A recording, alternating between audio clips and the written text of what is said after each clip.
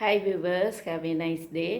இன்றைக்கி வந்து காக்கா முட்டைன்னு ஒரு படம் பார்த்தேன். அதனோட கதையை இப்போ பார்க்கலாம்.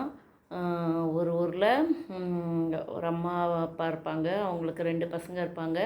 அவங்க 2 பசங்களும் வந்து என்ன பண்ணுவாங்கனாக்க, ஒரு மரத்து மேலே ஏறி காக்கா முட்டையை உடச்சி சாப்பிடுவாங்க. அவங்க அம்மா வந்து கண்ட்ரோல் பண்ணுவாங்க, அந்த மாதிரி பண்ணக்கூடாதுன்னு. அவங்க பாட்டி மேலே பாசமாக இருப்பாங்க. அவங்க வீட்டு பக்கம் வந்து ஒரு பீஸா பீஸா கடை ஒன்று ஓப்பன் பண்ணுவாங்க. அந்த பீஸா வாங்கி சாப்பிட்ணுன்னு அவங்களுக்கு ஆசையாக இருக்கும்.